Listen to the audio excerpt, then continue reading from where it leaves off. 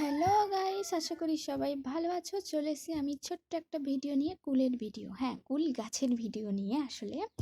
তো ভাবলাম যে সরস্বতী পুজোর আগে তো কুল খেতে নেই, কিন্তু এখন তো সরস্বতী পুজো হয়ে গেছে, তো আমি ভাবলাম যে একটা ভিডিও বানানো যায়। এত লোক এত নাকা নাকা ভিডিও করছে, শ্মশানের ব্লগ করছে, তো আমিও ভাবলাম কুল গাছের ব্লগ কেন করব না, আমি করব।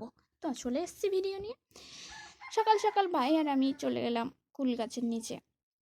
তো গাইস, আমাদের গাছের কুলটা এত মিষ্টি যে আপনি মিস করছেন।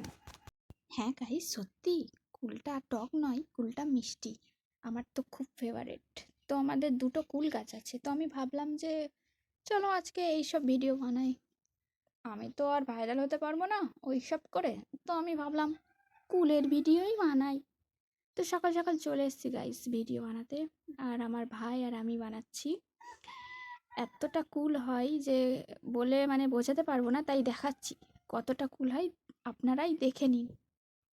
কুলের সাইজগুলো এত বড় বড় আর এত মিষ্টি যে কুলে পোকা হয়ে যায়। তাই ভাবলাম পোকা হওয়ার আগেই ভিডিওটা বানিয়ে ফেলি।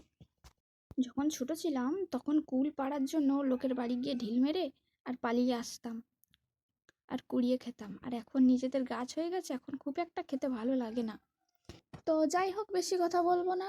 দেখা হচ্ছে পরের ভিডিওতে। যদি আমার ভিডিও ভালো লেগে থাকে তাহলে একটা লাইক করবেন, কারণ গরিব তো গরিবের কষ্ট বোঝে, তাই না? টাটা।